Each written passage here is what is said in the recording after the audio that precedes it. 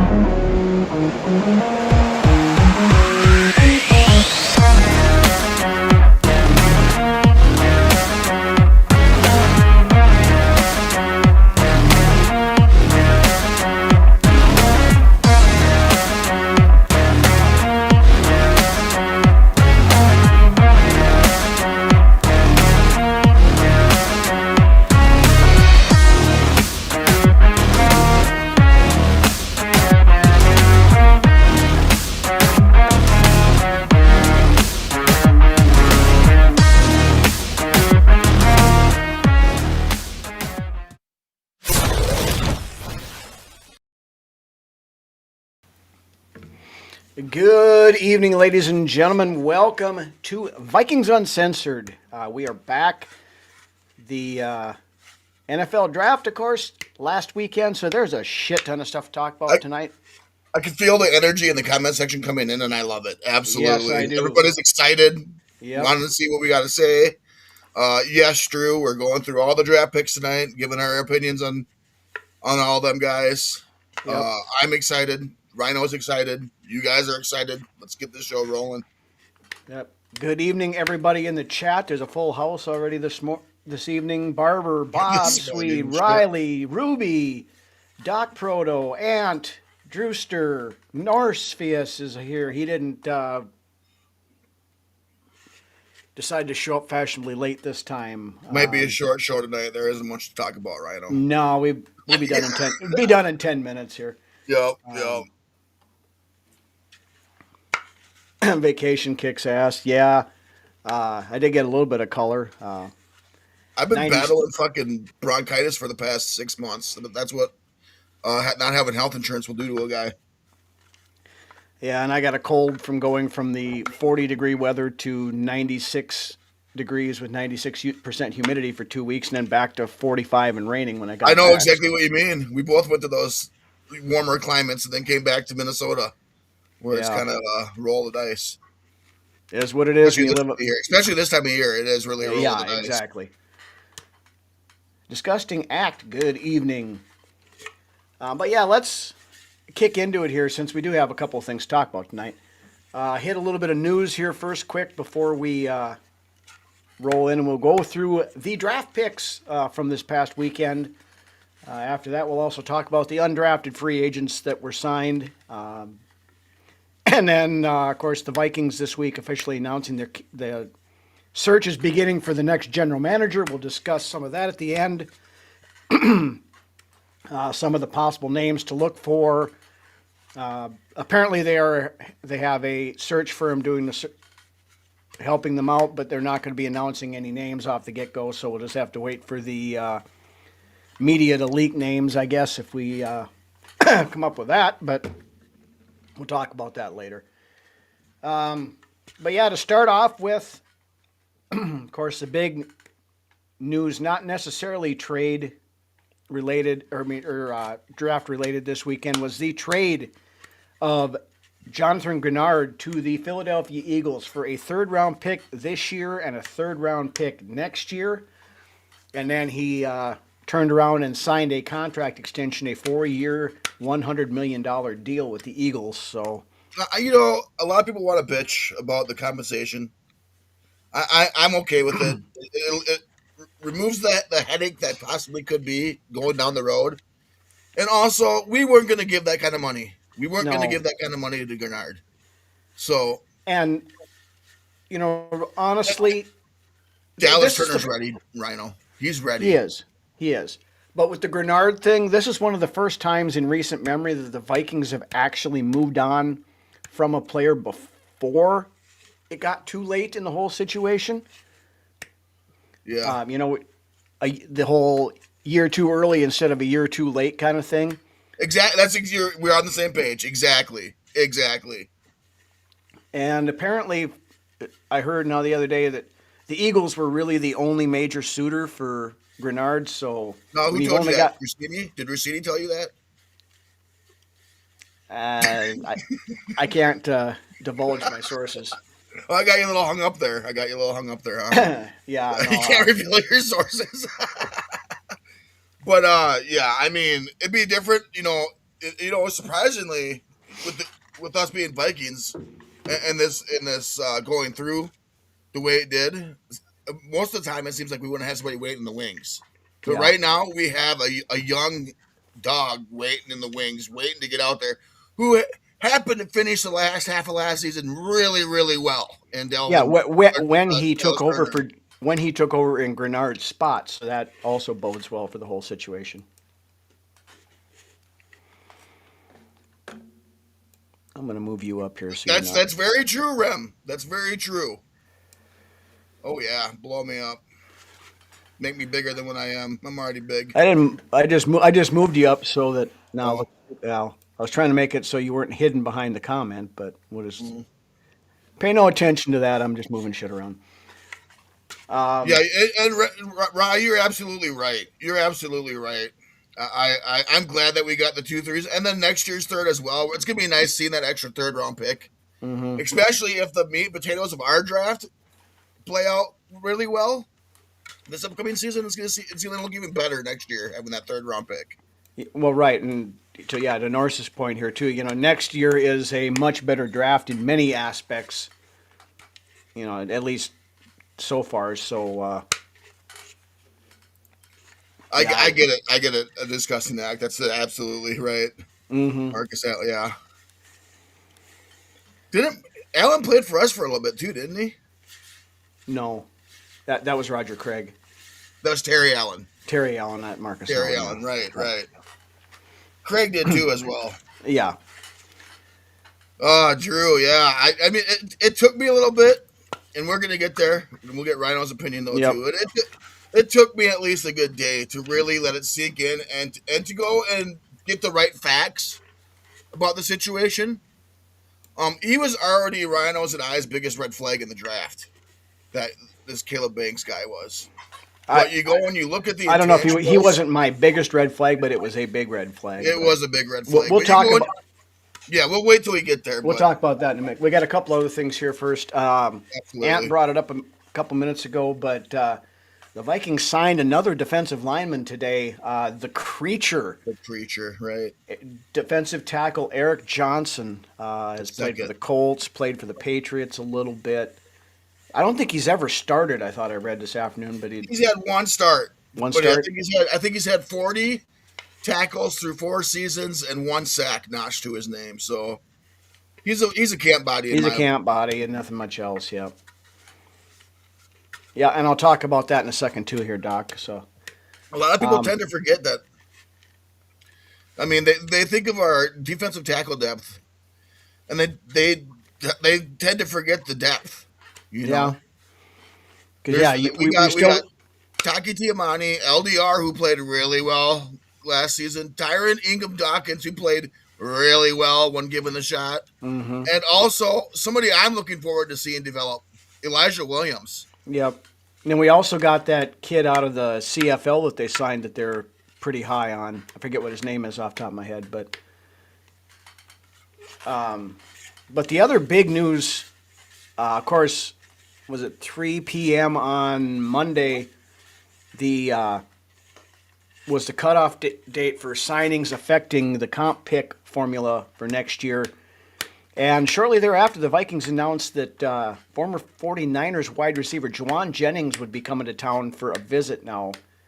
He visited with the team today, have not heard anything one way, shape, or form, good, bad, or otherwise. Get But your comments here, Rhino. So yeah, it does not surprise me that we didn't hear any trade speculation on McCarthy because I have been stood firm in this whole time. McCarthy's not going anywhere. He's not going anywhere. Not until at least, I mean, maybe next offseason we'll get some trade swirling going around with McCarthy, but I don't see it happening. Okay. Thank Barber. I missed that, so thanks for putting that on there. They released the guy that they signed from the CFL. So okay. Well, should we nail the Jennings things right now? We got. Yeah. Well, that's the thing. Yep. Juwan Jennings, he's still out there, which is kind of surprising. But when you hear from, sounded like he wanted to be paid like a high-end wide receiver too.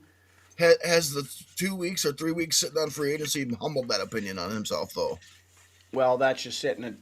Now, I heard this afternoon that the Vikings did put a multi-year offer on the table. So I've heard it's close. I've heard they're close. Yeah, I mean, his camp has to know the situation before they came in here. I mean, they just weren't going to come for a visit for expecting, hey, I'm going to, take over Justin Jefferson's spot or some fucking thing like that. I've been on the record as saying Juwan Jennings is the league's best wide receiver 3. And that's pretty big. That's a pretty big thing to say about somebody, but I love me some Juwan Jennings. I've been wanting him here for the last few seasons if he goes available. For the right price, I would snatch him up in a heartbeat. And the addition of Juwan Jennings to this wide receiver room makes our wide receiver room the legitimate best in the league, in my opinion. Yeah. Well, and that's another thing of the Jonathan Grenard trade. It opened up $12 million in cap space, so it allows them to potentially sign Jennings. I know. I'm sick of these 1 year deals. You get somebody like Jennings in here, you sign him to a multiple year deal, like a 2 to 3 year deal at least. Yeah, less than 2 years. I could see it like a 2-year deal with a. Maybe a void year to help smooth the cap. But, after this year, they have a lot of cap space. So, I mean, that locks down. I mean, all those moving pieces on offense that we would have if we could get Jennings in here. Mm-hmm. So, yeah, Doc, that's exactly right. There's a reason, the sitting out for a month without getting signed when you're a 29-year-old wide receiver who has played well. Oh, Barber with some information here. Left the building without a contract. Didn't he have somebody else already lined up for their second floor visit after us? I believe so. Maybe he did. I don't know. I believe he had somebody lined up after us for a visit as well. Yeah, so maybe that's the thing. He's going to go see what they're offering and then come back. I don't know. I would be really disappointed if we weren't able to lock him in. Yeah, but then that means that next man up mentality. Yeah, which you're falling down on DeAndre Hopkins or Tyreek Hill territory, that kind of stuff. In-house Ty Felton. I don't know that they want to go in expecting Ty Felton to be wide receiver 3. I mean, maybe that, but anyway, let's move on to the draft picks. Vikings ended up making 9 selections, I believe it was. Yeah. Yeah, 9 selections total. Started off on to Miami. Okay. I'd be better.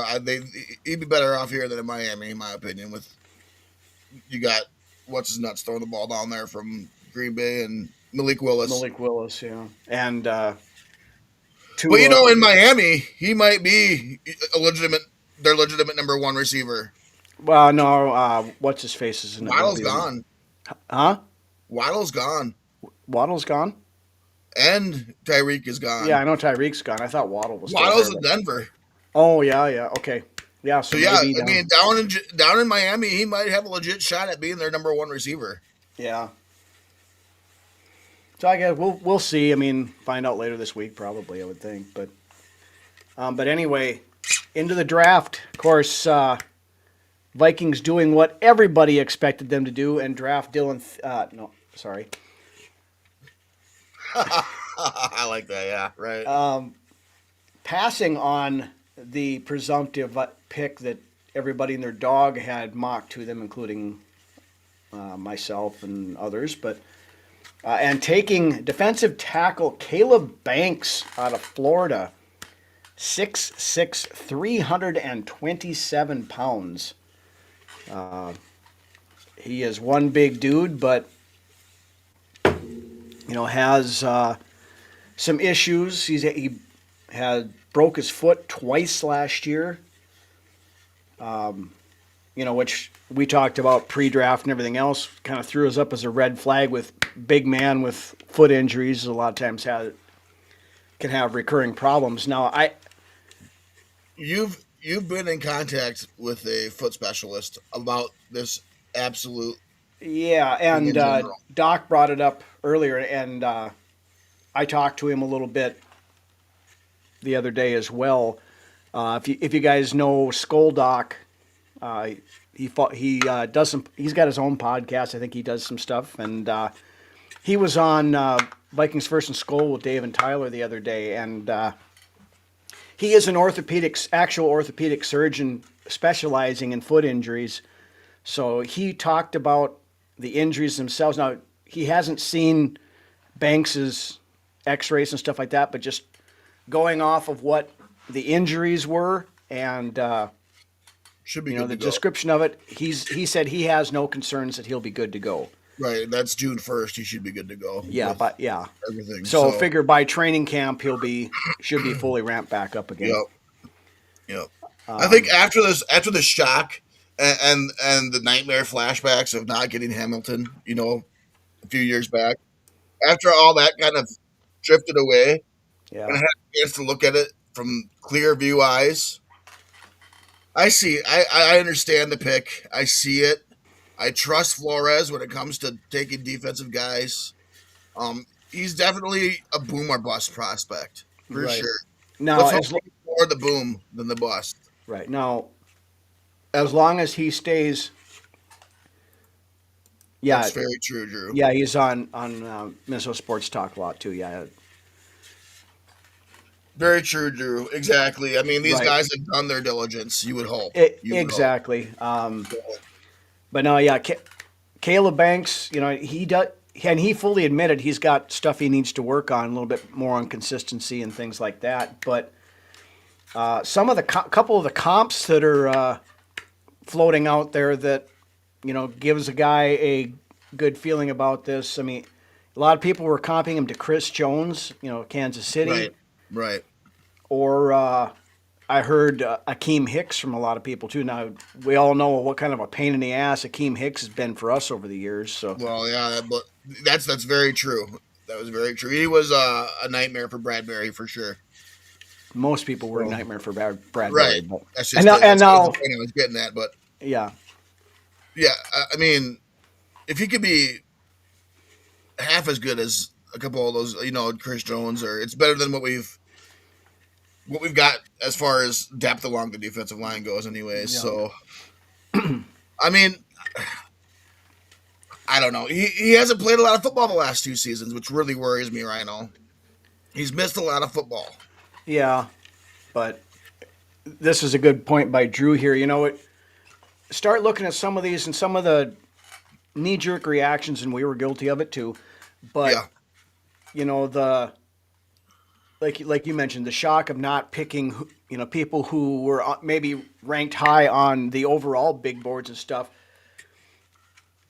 The one thing we got to tell ourselves about this, and like I said, I'm as guilty of it as the next guy, but it's not necessarily what the consensus big boards are showing. It's what the schematic fits are for.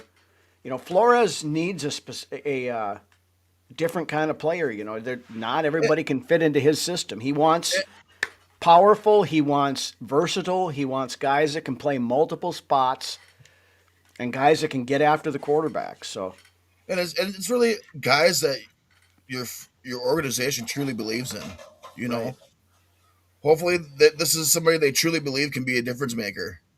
And honestly, without the foot injuries, he is the top graded tackle. He was the top graded defensive tackle in the draft this year. without the injury concerns. He could have went top 10 if he hadn't had the injury issues. Right. So the thing that upset me the most is not the player; it's the way we went about taking him. I feel that we could have traded down a few spots. Now, I heard today that Carolina would have taken him at 20 if he was there. Okay. So, and the Vikings had caught. It's all hearsay, though, at the same time. But Brzezinski said something, or you don't remember it was Brzezinski or it was KOC, one of the two, but they said that they had caught wind that there were other teams, picking between 20 and 25 that probably would have taken him had he been there. So in the 5 years we've been doing this, Rhino, we've always said one thing: if it's your guy and he's there, you take him. Yeah. If it's your guy and that's the guy that you believe in and that's who you wanted, you take that guy because you make sure that you get your guy. Right, because if they'd have tried to get cute and traded back, say with Philadelphia at 23, they lose out on Banks, and if he's the guy they wanted, then granted now, Norris, you're absolutely right. Right. And so are you, Rhino, when it comes to this. But that defensive line where you get your true nose tackle and the guy we're about to talk about here in a little bit, and then you get Banks on one side and Redmond on the other side, that's going to cause a lot of problems for teams in this league. Yep. Yeah, and I'm not concerned at all. I love having a 6'6" defensive tackle out there because he's got an extra 4 inches on it. He's got a 7-foot wingspan. Right. 7-foot wingspan. Yeah, so this guy can be able to knock some passes down and stuff if he's not getting to the quarterback. So I love having that height up front. If we can get that polish and he can stay healthy, he's going to cause havoc. Yeah. There are 4 to 5 teams in the 20s that would have taken Banks. Yeah, I heard that same thing, Ruby. So yeah, I'm not, looking back on it, I understand it, and after sitting there thinking about it and letting the cooler heads prevailing kind of thing. Yeah, it's something that we can come back and review a year, 2 years down the road, and then go from there. Right, but so anyway, let's move on to the second pick. We traded back a couple of spots and took linebacker Jake Galday out of Cincinnati. Love it. I like this pick. He was one of the top linebackers on my board that I figured were a realistic approach. Well, yeah, he was a top 30 visit, which makes sense, even more sense. Right. He's definitely your Van Ginkel 2.0 when it comes to this defense. He's going to be the guy and he has the ability to play every linebacker position. Mm-hmm. He's very versatile, very much a Swiss Army knife, very much a Flores guy, Rhino. And that's the thing, versatile. He's got a relentless motor. He can rush the passer. He can play, like you said. He's played fucking slot corner.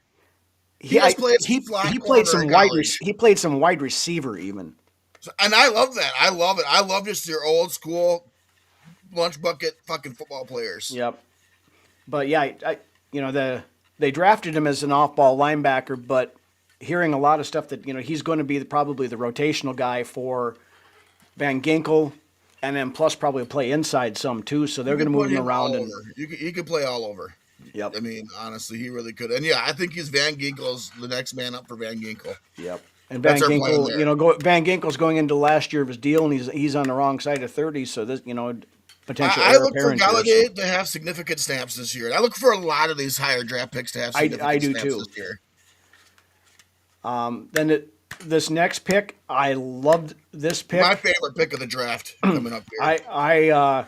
He was a guy I hoped the Vikings were going to pick had we gone. I expected if we went safety or cornerback in the first couple of picks. I was surprised he was still there when we took him. At pick 82, the Minnesota Vikings draft out of Iowa State, Big Citrus, Dominic Orange. The true nose tackle that we have not had since Joseph. Linval Joseph, Dalvin Tomlinson. Dalvin Tomlinson, yeah. I did that last week too. No, we've been in dire need for a true nose tackle. We had Harrison Phillips playing out of position for how many years because we didn't have a true nose tackle. Yeah, and Orange. at Iowa State, he didn't do a lot of pass rushing, but he's clogged up the middle and stuff. Now, I think he has some pass rush potential there. Very athletic for the size. He is. Yeah, I mean, 6'4", no, what is he? He's like 330. He's like 330. Yes. So, I mean, another big dude and what have we said ever since we went to a 3-4 defense, Brunswick? We need that big ass space eating nose tackle. Yes. We now have that big nasty space eating nose tackle. And I think we all have a better idea of what Flores wants out of his defensive lineman now too. He wants those defensive linemen to eat up those blocks so you can get your edge guys and your inside linebackers to do all the work. Mm-hmm.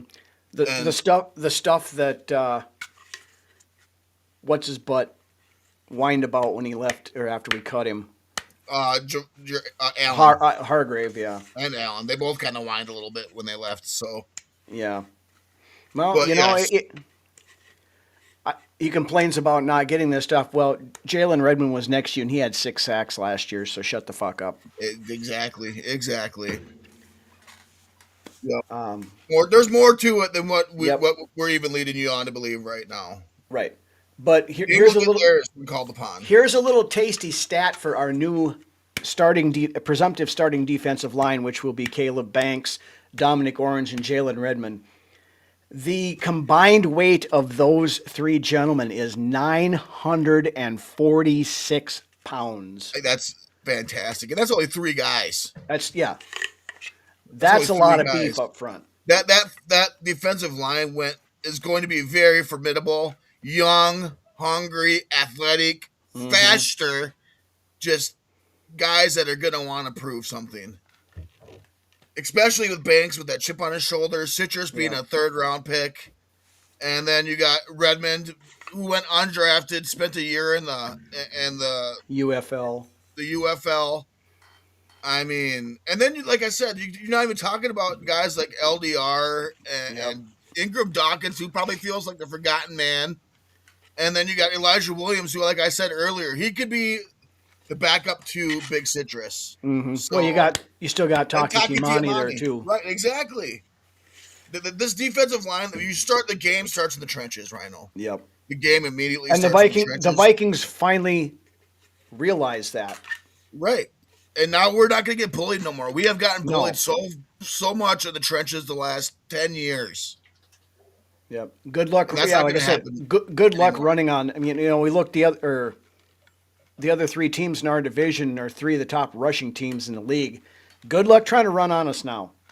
And this might be one of the better big athletic defensive lines in the league after this draft. Yeah, and we got considerably younger. We went from 2 guys that were like 31 and 32 years old or 33 years old to 2 guys that are 23 years old. So. And that's not even mentioning our already established edge rushers, right. know.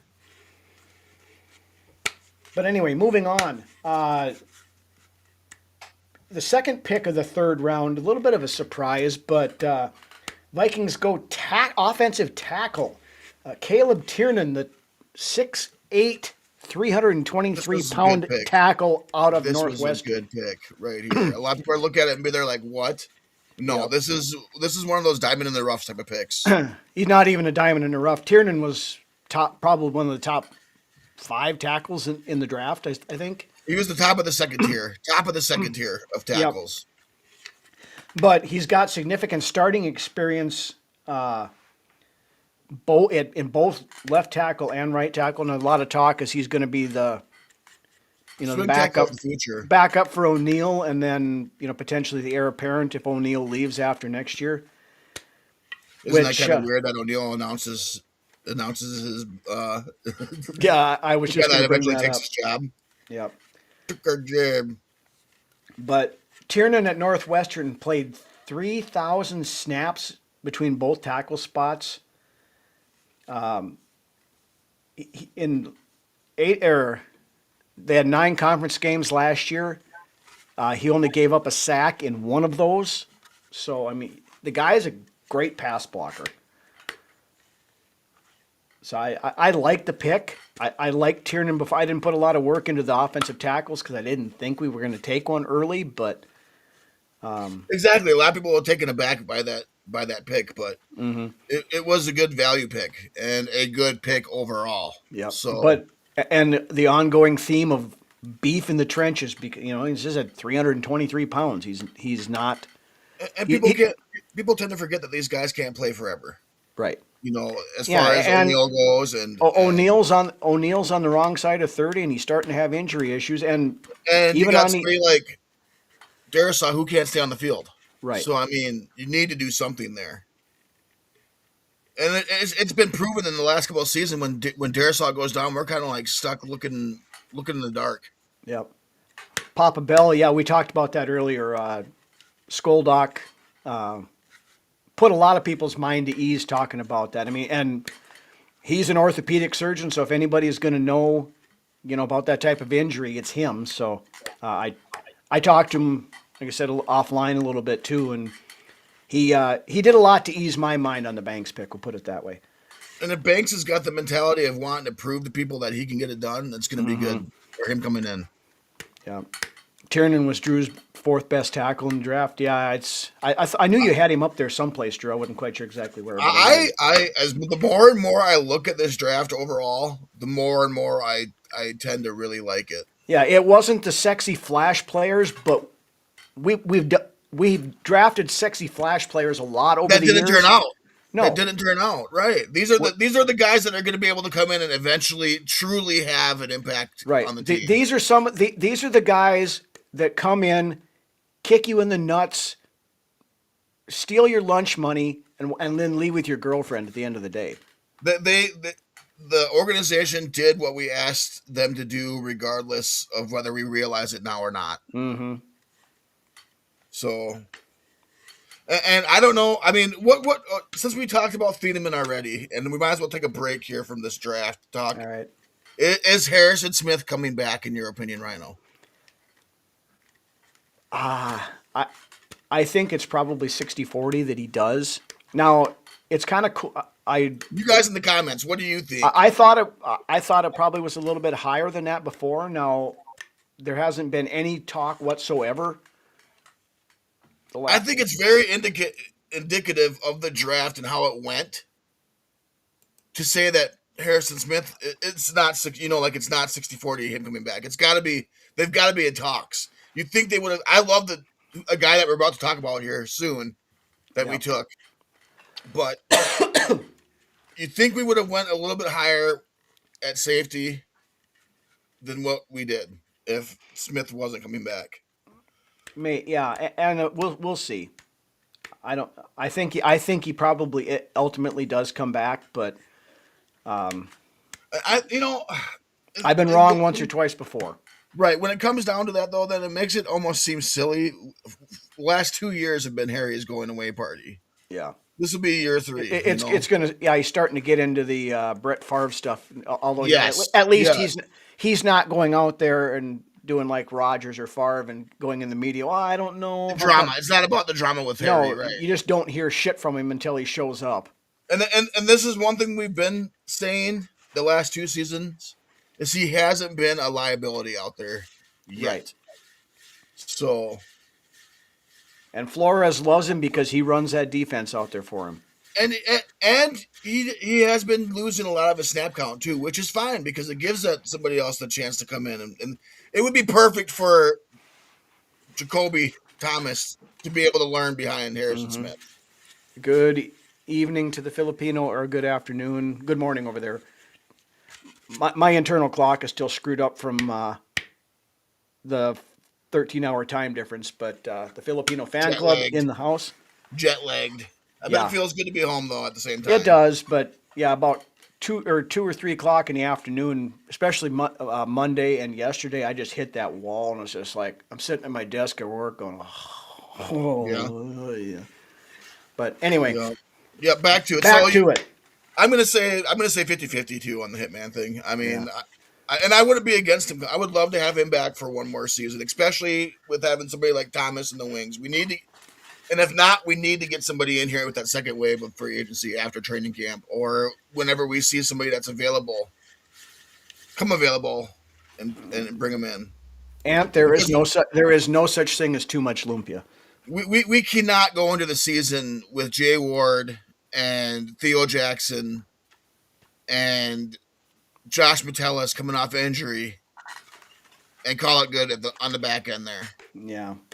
But So- since we're talking about the safety stuff here, let's roll into the next draft pick. This is the guy that we took with the third round pick we got this year for Jonathan Grenard. Safety out of Miami, Jacoby Thomas. I love the swagger this guy brings to the game. This guy's all about football. All about football. Yeah. And he needs to be refined, though. The guy's an absolute ball hawk. He's a really good in coverage. He'll come up and lay the wood. He could stick you. But he needs to work on fundamentally tackling people. And that's but he can stick you. That is the biggest red flag on Jacoby Thomas is he had one of the highest missed tackle rates in FBS. This is a great comment, Drew. Even it reminds me of the year when Terrence Newman, right? Mm-hmm. Am I right there? When Terrence Newman retired and came back the next year, he didn't come back to play. He came back as just a player's coach, basically. Right. As an intern. But yes, Drew, you're absolutely right. I compare it to that. You almost need him in here for the same reason we needed Terrence Newman to come back for that last year to help kind of sort things out there. Mm-hmm. So, yeah, but anyways, back to Jacoby Thomas. Yep. Now, the thing with his missed tackling stuff, it's not a lack of effort or lack of want to. It's purely a technique thing, and technique can be fundamentals, fixed. Exactly. So, and we've got the coaching staff in here that can fix that. So I'm not super concerned. Really a more bust guy too, in my opinion. I mean, I think more boom though with this guy. I love the passion that he shows, and the interviews I've seen him give. Yep. He is 100% football and an old school mindset. And he's another Flores guy. Yeah, he wants to, and Flores and safeties, they go hand in hand. He loves developing himself a safety. So, I mean, and like I said, I can't say it enough, but this Jacoby Thomas will stick you. He'll stick you. Yeah, I'm excited to see him get on the field and see what he can do because, like I said, as far as creating turnovers and stuff like that, the guy is great. I mean, he's a former wide receiver, so he's got good hands. And the thing is he's gonna need somebody next to him that can complement, right, a little bit. And right now we don't have that. We really don't have that. Metellus is your down in the box safety, are all over the field. He's a Swiss Army knife. He's not your. We saw that last year when Metellus was forced to play a traditional safety role. He struggled. Not necessarily struggled, but had a down year compared to what he had when he was allowed to be that Swiss Army knife. Theo Jackson's chance has come and gone, in my opinion. He's been in the league for 4 years now. He got spot duty year 2. Well, and the thing of it is, they had high hopes on Theo Jackson. By the end of the year, Jay Ward had taken the starting job away from him. That's just it.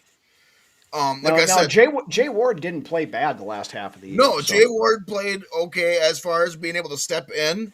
As far as starting goes, I don't know if I'd want him out there starting on a week-to-week basis. No, but you can get some significant reps in rotation at the very Exactly discussing that. He's not a pure safety. So like I said, we are in dire need of either Harrison Smith to come back and have some leadership in that room or picking somebody up that can help these guys come along. Yeah, the safety cabinet's pretty bare, though. I've looked at the list out there. There's not a ton of top-flight talent that can... Or do you go and look for somebody on a trade? I don't know. Yeah, cut downs or something maybe. I don't know, but we'll see how. But right now, yes, even our cabinet is looking bare, Rhino, as far as safeties go. No, I don't have a true starting safety on this team, and like discussing that just said, Metellus is not your pure safety. No. He's your number 3 guy to come in and be that Swiss Army knife. That's what we ask him to do. We don't ask him to go out there and play strictly safety. We ask him to go out there and do a multiple faceted set of things. Yeah. And yes, Thomas, I have complete trust in Thomas, but it's going to take him time. Yeah, and he's going to have to put in the work. And it may look ugly to begin with. Yeah, but we'll see.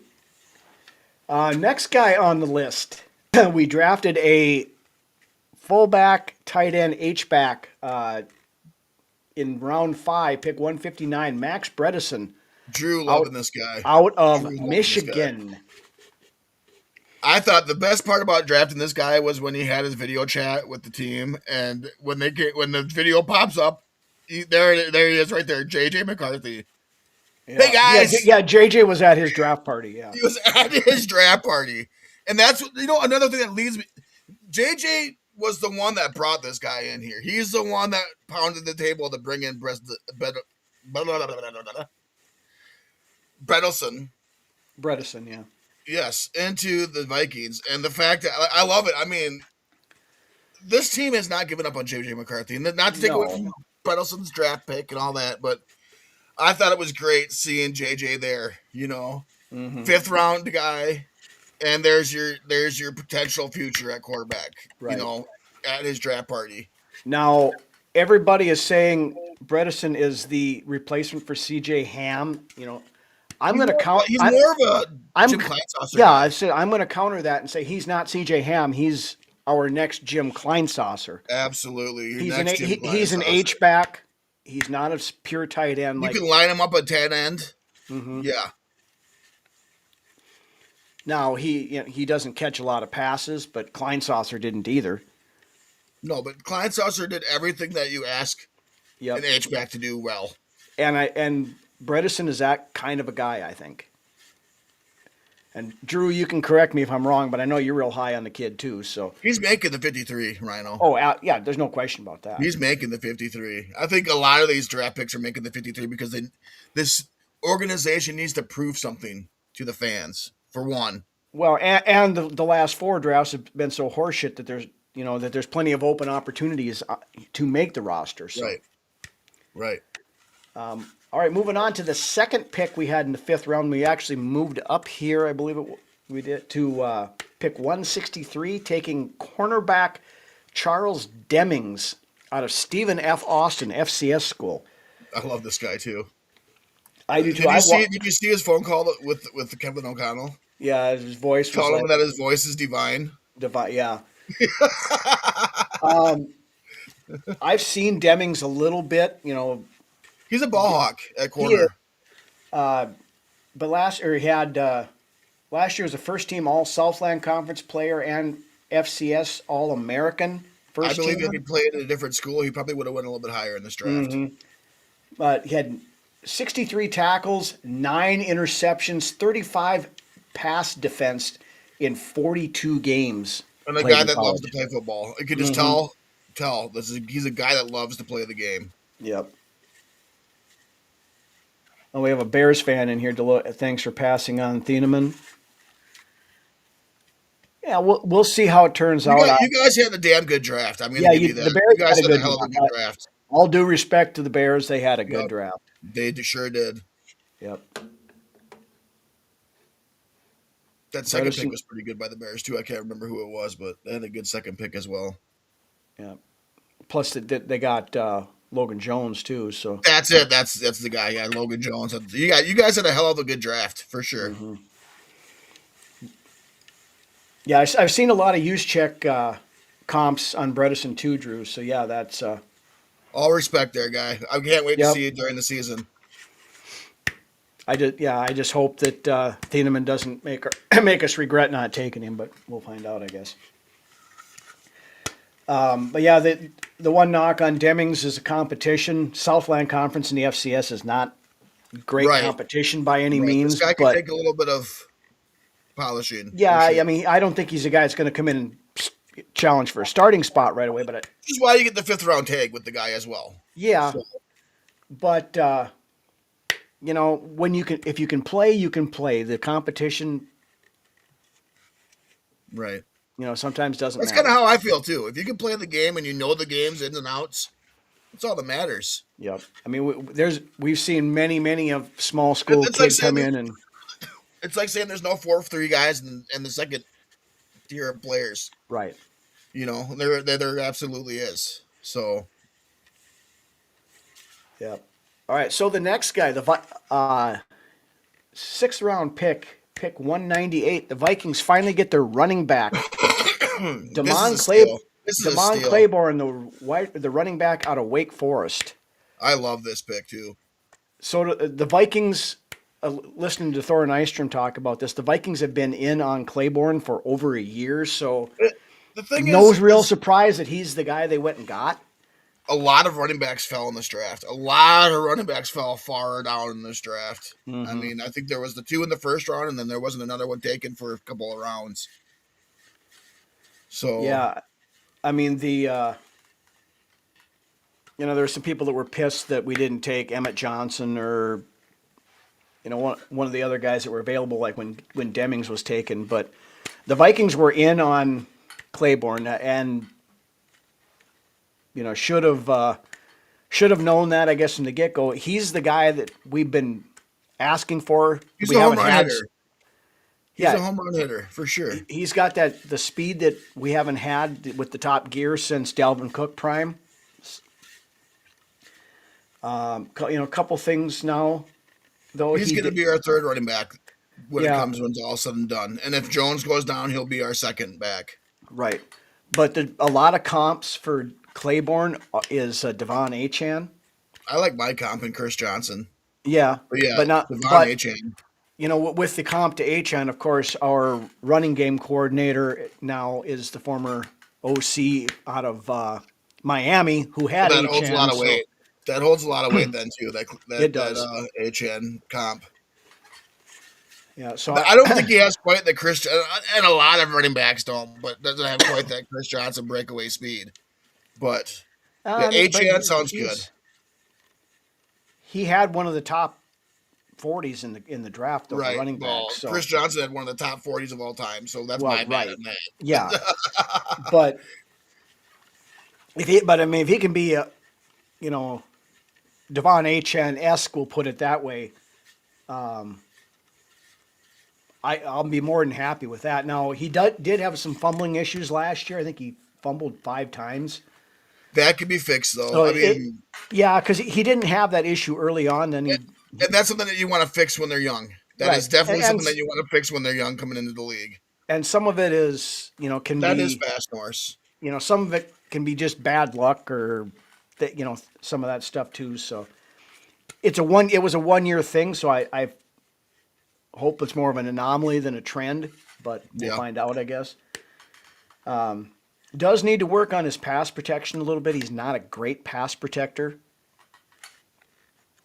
but Yeah, that was a downfall of Chandler, man.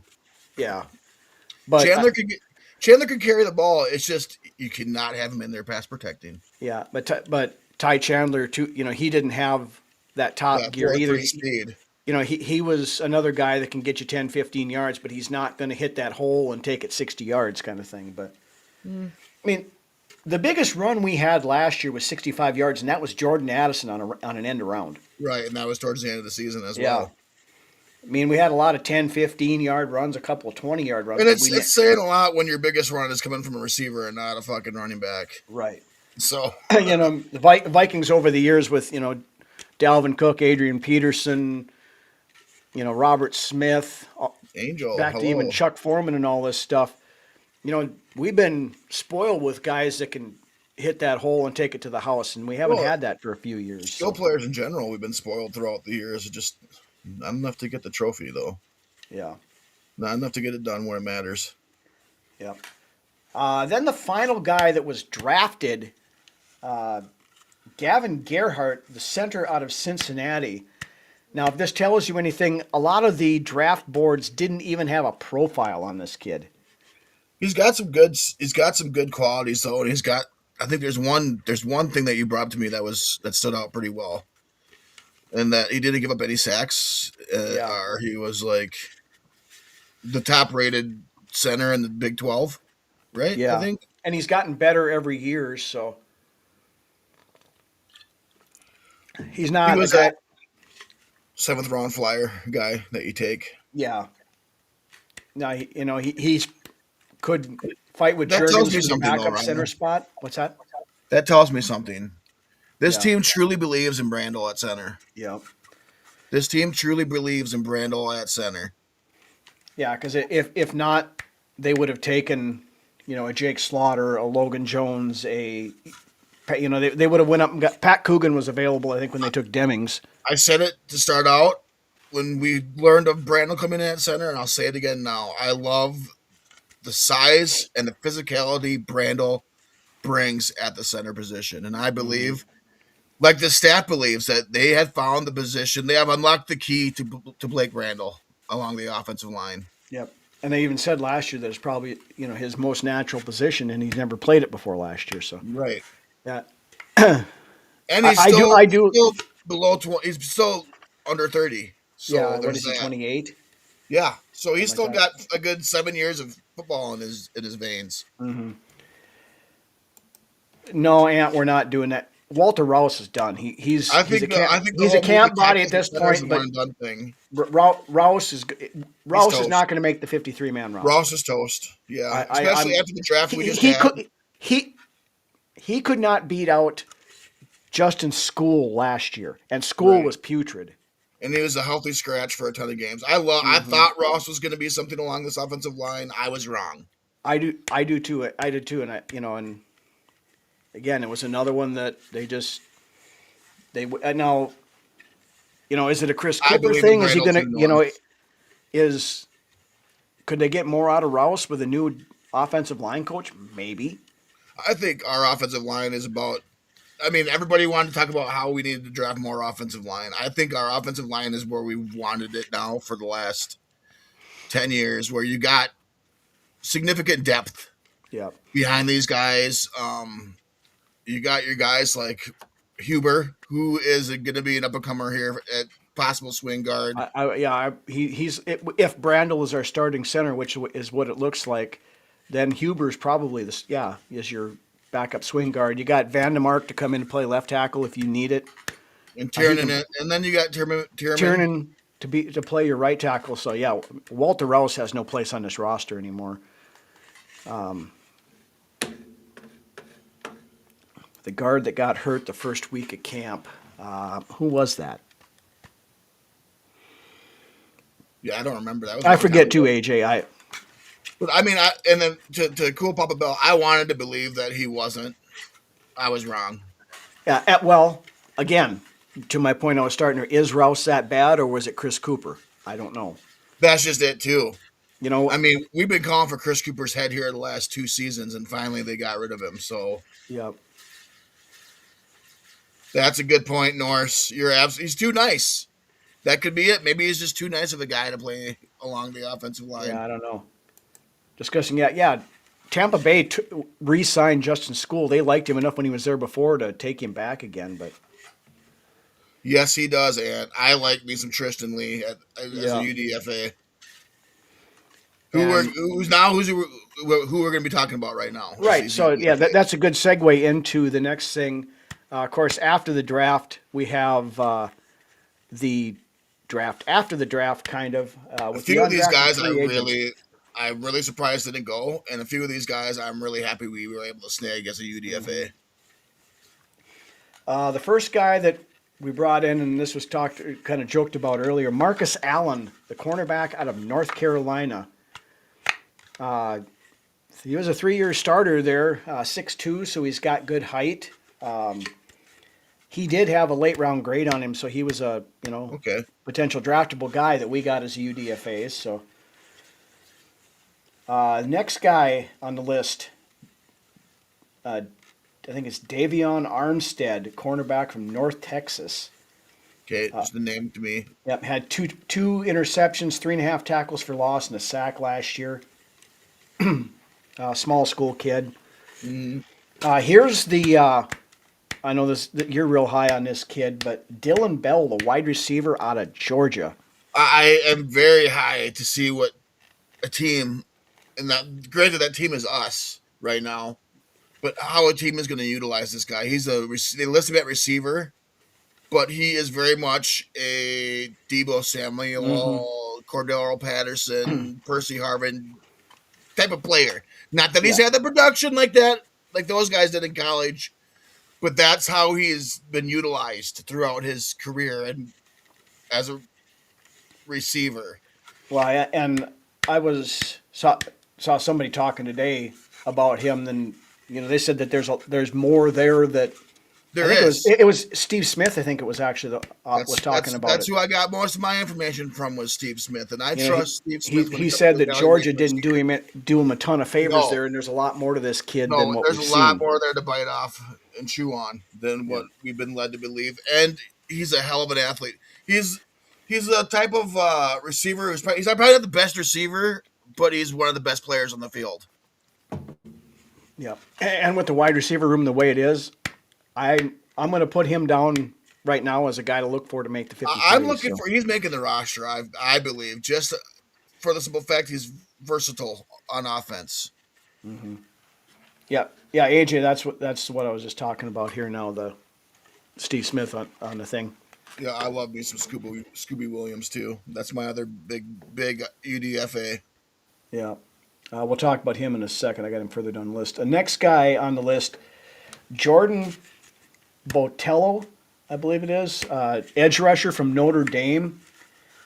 12 and a half sacks in 62 games. He's a high energy guy. Don't know a ton else about him, I guess. I mean, started for Notre Dame, so I mean that's something. Yeah, he's a name. Like I said, there's about 3 of these guys from the UDFAs that I really like, and the rest are just names to me. They're not like our UDFAs, Questie's UDFA pickups, but Yeah. there's a few names in this list of guys I really like, and Scooby Williams being one of them, and Dylan Bell being another, and there's one more that Yep. Anthony's been talking about. Yep. Next guy on the list is Tyreek Chappelle, cornerback from Texas A&M. Another guy. Rick James, bitch. Yeah. Not David Chappelle, Tyreek Chappelle. Another guy off of that Texas A&M defense. Darkness is. He's a little undersized, but very aggressive. Played 5 years at A&M, had 132 tackles in 48 games. So the kid can get it done. So I'm interested to see what he can do. Now we're starting to get into a few of the good names of the guys we drafted. First guy, Monkel Goodwine, the defensive lineman out of South Carolina. Yummy. Good wine. As opposed to Boone's bad Farm. wine. Yeah. As long as he's on the team, his new nickname is Boone's Farm. Right. Arbor Mist. Yeah. Mogan David. Right. Chianti. Yeah. Fava beans. What is it? The what's the stuff in the box? The box of Franzia. Franzia. There you go. $5 box of wine. I think it's $9 now, but.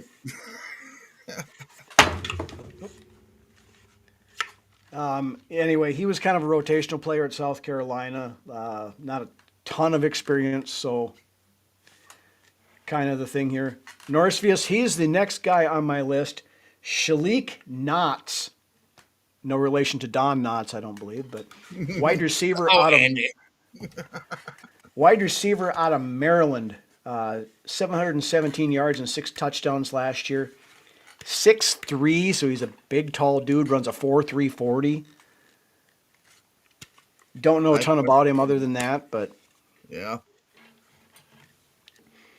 The next guy on the list. Damn it. Kelly Lawson, linebacker out of UCF. 6'6", played 4 years at Virginia Tech and then went to UCF. 178 tackles and 5.5 sacks in his career. So, little production there. Yeah. Next guy on the list, this is the one that Ant and a bunch of people were talking about before. Tristan Lee, the offensive lineman out of Clemson. I think he's a bubble guy for sure. I think, yeah. The offensive line thing right now is kind of. It's funny to say this because everybody, both of our offensive line sucks and stuff, but a lot better. It's kind of a stacked room there right now. So I think Tristan Lee probably ends up being a practice squad guy. I know they like him because they gave him the max amount for undrafted free agents. So well, we'll no longer be the oldest team in the league. That's for sure. I'll tell you that right now. Then the next guy on the list here, he's got more of a hockey name than a football name, but Delby Lemieux, the offensive lineman out I of was going to say Dartmouth. Lemieux, too. That sounds just this perfect hockey name, Lemieux. Yep. Now, he played tackle in college, but they moved him into center at the Senior Bowl. Nice tidbit there, Ed. Yeah, he was a captain at Clemson. 6'5", 305. I heard some guys talking and stuff I've looked at today that this kid could potentially push both Gerhardt and Juergens for the backup center role. Wow. I'm all right with that. Yeah, Thor I'm all right Nystrom with talked. that. I was listening to him today, and he said that Lemieux will beat out both. He said it that he looks for them to beat out both Juergens and Gerhardt. So we'll see. Plays with a hockey jersey and hockey mask on when he comes out. Yeah, he's got the goalie pads and shit on him. Next guy, K-John Owens, running back from Florida International. Okay, he's a Dartmouth guy. Yeah, this guy, he is as big as he looks. Yeah. I've seen, okay, now that I know that I've seen that, you said Dartmouth? Yeah, I've seen him in pictures. Yeah, I mean, he's a big guy. He's 6'5", 305, so he's not huge. At center? Yeah. Holy shit balls. That is some size. But yeah, he is a big guy. I've seen Brandle is 6'7". Right, I know. That's why I love his size and physicality at the position. A lot of these centers in this league are a little bit undersized. I'd like to see that big size at center. As long as he can get low. As long as he can get low enough. That's just it. Yep. Yeah, it's all about the leverage. We've talked about that forever when we've Burke talked about had some big size. Bradbury. Burke was a nice sized guy too. Mm-hmm. Now Jeff Christie, he was an undersized guy, but he could get the job. He could get the job done. Yep. Speaking of Jeff Christie, back in the day, who all knows who Jeff Christie is out there? Yep. We could go name off centers forever, but K-John Owens had 1,334 yards and 11 touchdowns this past year. 5'11", 210. He doesn't have the top end gear, so he's kind of fit with more like that Jordan Mason type running back. So I think he's probably a long shot to make the team. The next guy, Thomas Rimac, offensive lineman for Virginia Tech, 6'6", 317 guard. Got significant starting experience at Virginia Tech. You ought to like this guy. He went to Brunswick High School in Ohio. Oh, yeah. Yeah, my alma mater. Yep. All right. Next guy on the list, Marcus Sanders Jr., the wide receiver out of Georgia Southern, another small school kid, or group of five player, anyway. Had 797 yards, 5 touchdowns last year. Kind of a limited on the route tree, needs work on running routes and stuff. Which is why he went undrafted. Right. Another camp body. Next guy, edge rusher, Cameron Stewart, outside linebacker from Temple. 10.5 tackles for loss and 5 sacks last year. Pressure numbers were through the roof. He said he had some of the higher pressure rates in FBS. I didn't see what the actual percentage was, but this kid could make the team. I think, especially with looking at the depth at edge rusher right now. I think there's potential there. And now, not to throw confusion into anything, they also signed Jacob Thomas, a safety. Right. So we got Jacoby Thomas and we got Jacob Thomas. Both play safety. Jacob out of James Madison had 199 tackles, 5 interceptions, 2.5 sacks in his career. Guy had a 9.9 RAS score, so he is an athlete. Yes. That 9.9 ranks him 114th out of 1,391 strong safeties. If Questy was still running the show, he would have been a second rounder. Probably. But that 114th ranking goes all the way back to 1987. So, I mean, he's got the physical tools anyway. We'll have to see what happens otherwise. But this next guy here, they had him in for workout ahead of time, but Brett Thorson, the punter out of Georgia, Now he's the Give me a internet. good competition between you and Hecker. I think this guy is our punter. I think he beats out Hecker. You think he's beating out Hecker, huh? He was the number one punter. I mean, the guy He was, hits. yeah. And he You won know, the Ray Guy. He won the Ray Guy Award last yeah, year. he won the Ray Guy Award. I think he had like a 74-yard punt last year. Jay, good evening. But he's also on the International Pathway Program because he's an Aussie, so that kind of helps at least up until roster time, keeping him around because he doesn't count against the 90-man roster. So I like this guy. I don't, all honesty, don't do a whole lot of draft work on punters, but I did see him play a couple of times last year, and the guy's got a leg. So Well, at least I'm he going to has go on legs. record right now saying he's our If he punter. didn't have legs, he wouldn't make a bunch of a punter. Well, this is very true. But okay, we got three other guys. Next guy, A Arden. legless punter. Yeah, tis but a flesh wound. Right. Arden Walker, the outside linebacker out of Colorado, has 7 sacks and 79 tackles over the last 2 years. Other than that, I don't know a lot about him. But camp guy at the very least. Here's this next guy, another of the name guys that was talked about earlier. Scooby Williams, the linebacker out of Texas A&M, another A&M guy. Love this guy. Somebody that I believe should have been drafted, even if it was later rounds. Yeah. I don't know. I love this guy. I could see him possibly making the roster, to be honest with you. He's physical. I love the physicality this guy brings. Yep. 15 and a half tackles for loss in his collegiate career. I mean, That's not bad. it right there. Says it all. Yep. I've got him as a bubble guy for making the team too. So, we'll see how that And plays out. the thing is that that's one of those positions that we're sneakily a little dry at, this linebacker. So that's a good reason for me to believe that he has a high chance to make the final 53. Yeah. We're thin at the linebacker position. Right. How are Aussies better at punting the American football than Americans? Because they're used to kicking kangaroos around. So it's gonna come down to Ivan. I mean, I could see Ivan Pace and Scooby Williams being your primary backups at linebacker.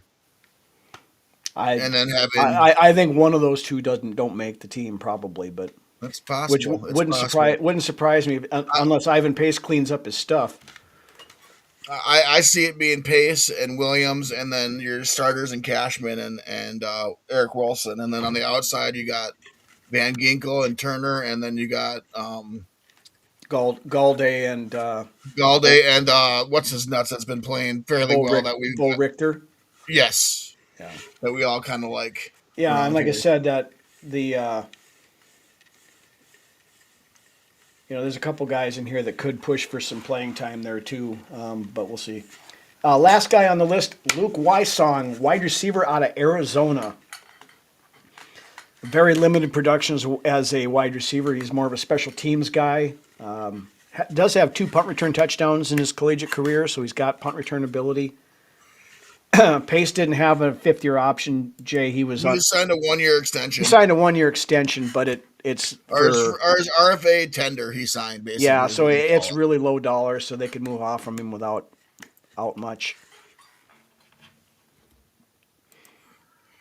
Atticus Sappington, given into, so he's at the rookie camp. I looked all over the place to find guys that they invited to the rookie camp, and it's hard to find a list.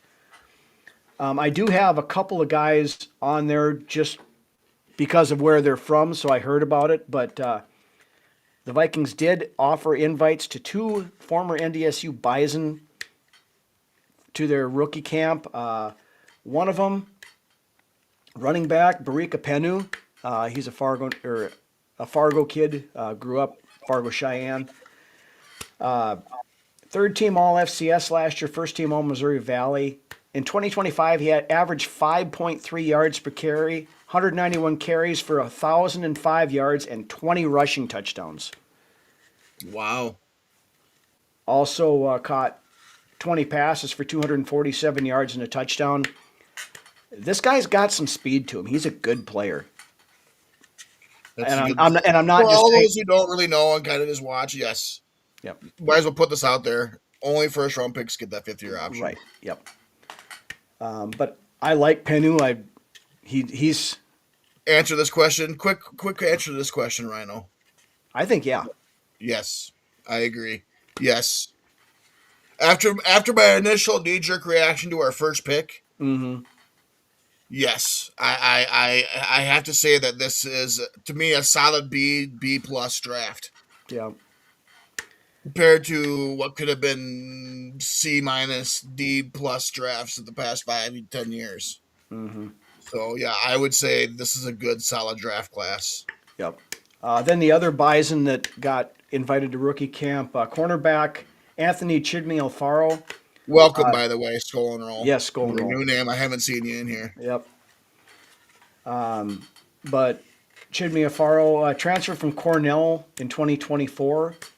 Was the Missouri Valley all newcomer team, played 14 to 16 games the first year, started 8 games, 31 tackles, 2 tackles for loss, a pick, 2 pass breakups, and 3 pass defenses.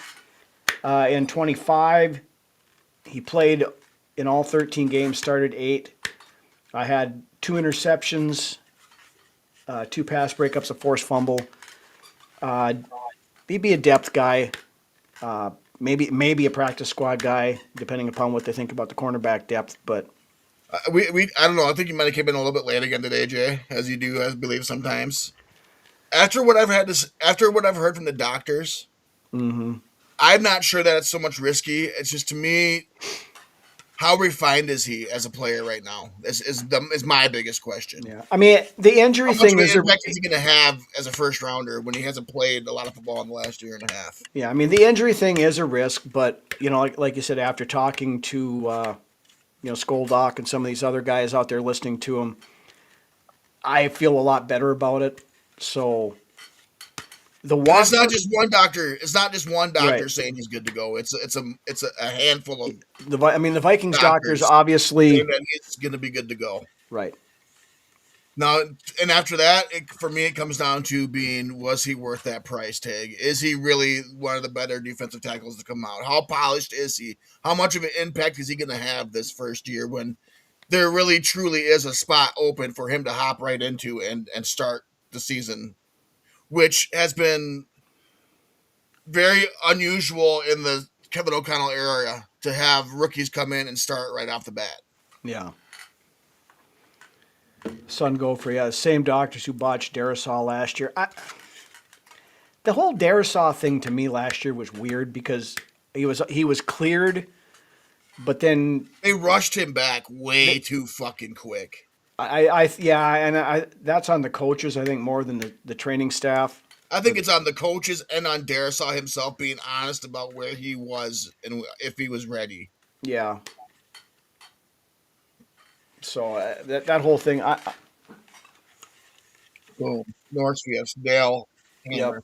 Yep. And that's the thing. They went into this draft with a clear plan in mind, and they stuck to it. They didn't, try to get cute like Kwesi was wont to do many times during the draft. I believe that a lot of these draft picks from this year are going to have an impact Yeah, sooner than later in this on this roster. Yep. But since we're talking Kwesi But yes, and draft you picks, do have a great point there. yeah, So I can it definitely is a point to keep an eye on. But error on both parts, Kurt. yes, Yep. between Darisaw and the doctors. I think Darisaw was possibly hiding some concerns, and the doctors were listening to Darisaw where they should have been listening to themselves a little bit. I don't know, but yes, I believe it's an error on both sides. Right. Anyways, continue, Rhino. Yeah, and just to put a bow on that, medically, when you can look at something and it's healed and good to go, but the body reacts differently to other stuff too. So we added another D line from Detroit. Did that just happen? That might have just happened. I don't know. I know there was still a little talk about Reader, but I would have thought with the guys that we brought in that they wouldn't have. I don't see us bringing in Reader. I think we go with what we got right now. Skull and Roll. Do you have a name on that one? Because I didn't see that. If it happened, it must have happened after I got off the internet before we jumped on the show. But anyway, let's roll into. Of course, the Vikings on Monday said that they are beginning in earnest their general manager search. So we've got a bunch of names of some guys here, and there's some interesting stuff that kind of came out today too that we want to talk about just a little bit. First off, of course, current interim general manager Rob Brzezinski was a Colts uniform. Yeah, that was the creature we talked about him at the beginning of the show. Rob Brzezinski apparently said he would be open to taking the job full time. That being said, I don't know that that's the best spot for him. I know I was talking to some guys on Twitter today, and somebody brought it up that he's might be too valuable to be the GM because if things go south with him as a GM, are you just going to slide him back into his salary cap There's spot? some whispers. There's some whispers about AJ Epinesa coming to Minnesota, but we'll see. Yeah. I think, Anyway. and I heard another good idea that maybe you make Brzezinski, president of football operations, kind of maybe give him a little raise and some other stuff and kind of keep him there. Next guy on the list, and he was a candidate last time, and this was actually the guy that I wanted when we hired Kwesi. Ed Dodds, Colts assistant general manager. The guy's got a lot of scouting background. Worked with John Schneider in Seattle. That's a big plus check mark on my list right there. Rob Schneider's brother, John. Yeah. Yeah. John Schneider, Bo Duke from Dukes of Hazzard. There you go. I like but I like Ed Dodds was there to help build the Legion of Boom. He was a scout for the Raiders from 03 to 06, a scout from the Seahawks from 07 to 14, senior personnel executive from 15 to 16. Now he's been VP of player personnel for the Colts in 2017 and been the assistant GM from 18 to 26. He's kind of that old school kind of football guy, and the scouting experience is a big plus to me. The fact that comes from the Seattle tree is a big plus for me. Right, an organization that isn't dysfunctional. Right. So I'd look for him to be in the mix. Speaking of guys from Seattle, we also have the current general manager or assistant general manager of the Seahawks, Nolan Teasley. He was been a scout from 2013 to 2016, assistant director of pro personnel in 2017. I like that. The scouting. Director of pro personnel from 2018 through 22, and been the assistant general manager, John Schneider's right-hand man from 23 until current. So he's a guy I'm intrigued by. Again, picking somebody from a good organization who, consistently builds winning teams, that's got to be a big plus. I like a guy that kind of sees a little bit of everything. He kind of dip their toes and do a little bit of everything and kind of knows to go around. In contrast to where you bring Kwesi in on basically totally analytical, background. Right. Next guy, the one that Ant mentioned up here, Ray Agnew, the current assistant general manager for the Detroit Lions. He's a former player, played for the Patriots, Giants, and Rams, 11 years in the league.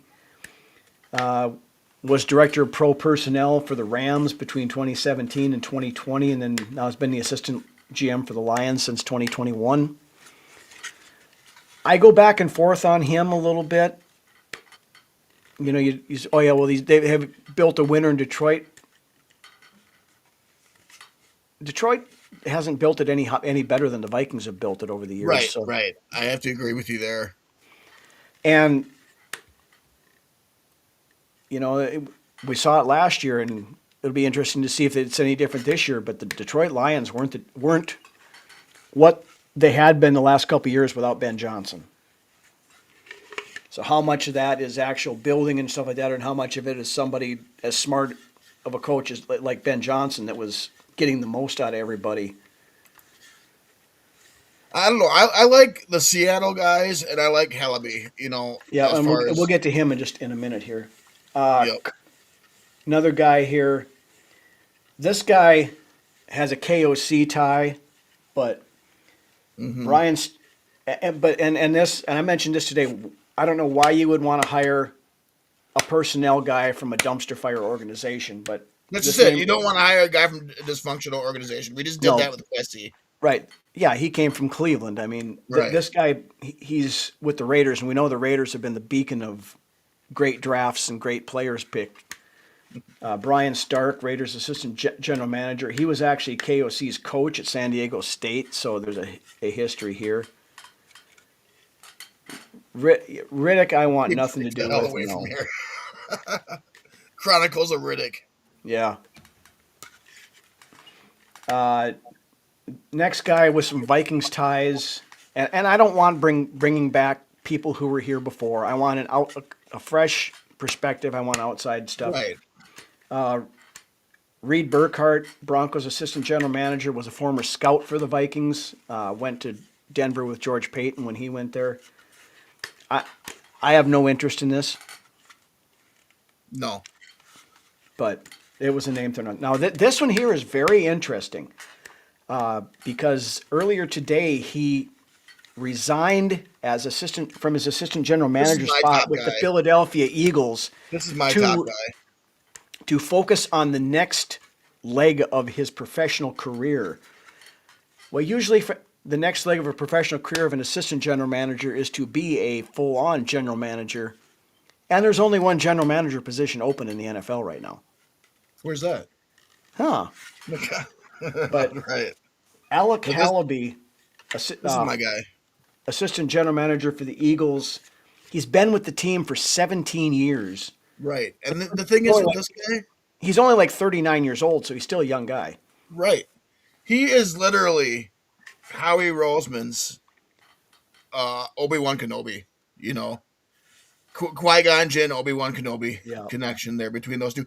And Hallaby has dipped his toes in every single aspect of the front office as far as that goes. Yeah, I mean, he's an analytics guy, but it also branches off though. It's analytics. He's also been involved in a little bit of everything. Been a player personnel, vice president of football operations, assistant GM for the last 3+ years.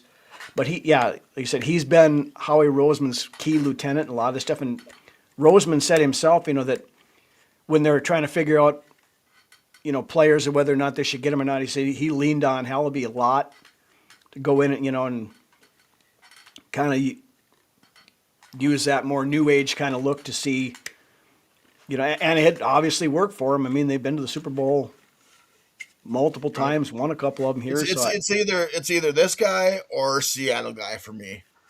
Yeah. So two decent, non-dysfunctional organizations. Well, and the guys that we're talking about have the wherewithal to take on that next chapter in their careers. To me, it's the two Seattle, because I consider Dodds in that too because of being in there from where he was. One other guy I read a little bit about today that he's kind of one of the hot names as far as future general managers in the league is Andy Weidel, Steelers assistant general manager. Also worked under Howie Roseman for a while in Philly. Got a strong scouting background. Yeah, I like that. I like the scouting background. Yep. He was part of the Raiders organization under Ozzie Newsome when they won the Super Bowl. Worked with Roseman in Philly and now heads up a large chunk of the scouting operations in Pittsburgh. So a lot of player evaluation talent there. So I think he's a name to keep an eye on as well. But the Vikings did make a statement today that they were not going to be releasing any names until, or at least right now, until maybe they get finalists or whatever. But They've got some scouting firm. Basically, the way I read it was they've got somebody that's sitting in their home office with asking Chat GPT who the Vikings should hire as general manager. And I actually did that. I asked Chat GPT who the best choice for new Vikings general manager would be, and they said Eric Hallaby. So Good. If you all don't know, that's my guy. yeah. All right. We got on almost an hour and a half here, but we do have one more thing to hit tonight before we call it. We did have our draft contest. Which nobody won. No, yeah. Nobody even got one pick right on there. So what we're going to do is we put all the names of people who entered into the hat or the Viking culture bag here. And we're going to shake it up. We're going to draw 3 names. Those will be our 3 finalists.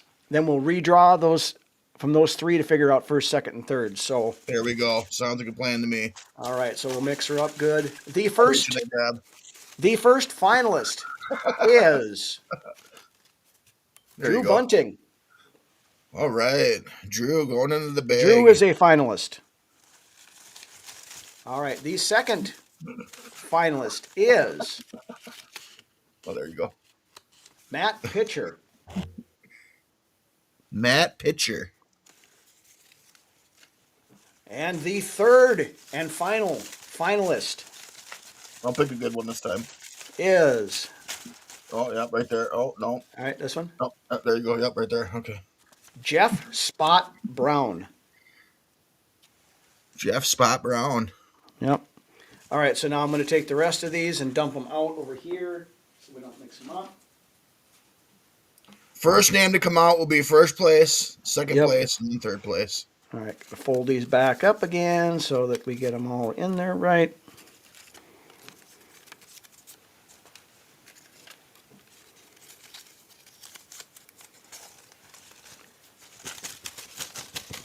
All right. And we're going to do this here. The first place winner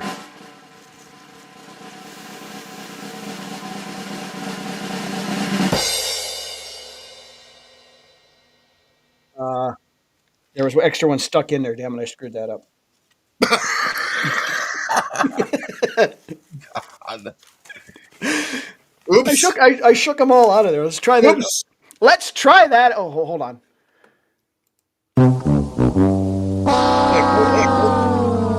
Came ready. Came ready. All right. Let's try it one more time, shall we? All right. The first place winner is Jeff Spot Brown. You are the grand prize winner. Nice. All right. So now, second place.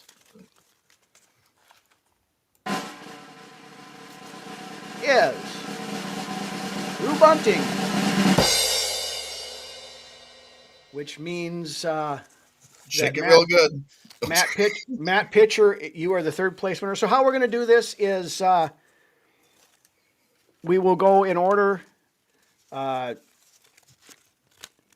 Jeff gets first pick of the prize vault. The prizes. Drew, you will get second choice, and then Matt, you will get your choice of what we have at the very end of it. But I'll reach out to all 3 of you and as we go through here, and we'll get you your prizes, and we'll go from there. So thank you, everybody who participated, and we will hopefully have some more contests and stuff down the road here. But you know what we should do next week? What's that? Our all too soon 53-man roster after the draft. That's a thought. It's a thought. We'll see what we got for stuff next week. We probably going to be in a little bit of a lull here, so that maybe not a bad idea. So yeah, we'll think about that. But so stay tuned for next week. Programming note: we're going to go to our summer schedule now, so the shows are going to be midweek, usually Wednesday, Thursday. Right. So make sure you stay tuned for that, and we will take a summer hiatus at some point in time here, probably after OTAs and stuff like that. Yeah, But probably the week after OTAs and mini camps. yeah, we'll go between there and training camp. We'll And probably then be we'll off. But, come back the week before training camp. yep. But with that, we've been going on for an hour and a half here now. So, thought? Yeah. Norse is like, what? Another hiatus? No. Yeah. I would have done a show from when I was on vacation, but I don't know that you guys would have watched a show at 3:00 in the morning. So We're not a young podcast anymore. no, and I'm not a young podcaster anymore either. So. Right. Like I said, we will be back for the next couple of weeks. Yep. Oh, I know what it is, Norse. I know what that is. So, but anyway, I want to thank everybody for joining us tonight. Had a good conversation in the chat. As always, a lot of new people coming in here, some non-Vikings fans, and we always welcome fans of the other. Respectful. As long as you're not Twat or whatever that guy's name was that was in here. Yeah, Twat. No, Twan. Yeah, Twat. Twat, whatever. Potato. Yeah. But anyway, so yeah, we'll keep her going. We'll keep an eye on the general manager search and stay tuned for. Keep an eye on our Facebook page for any upcoming news and our events that we do and all that stuff. So subscribe, like, all that good stuff. Yep. So with that, again, thank you everybody for joining tonight. And why don't you take us home, Brunswick? Man, it feels good to be back, seeing you guys. I'm glad the draft is over. That's one thing I'm always glad to put in my rearview mirror, and then really kick off the race to September, or the good paced jog to September and training camp and all those good festivities in the off season. So I'm looking forward to that. I'm already ready to kick it off and get this season rolling. But as we know, the NFL off season is a cruel mistress.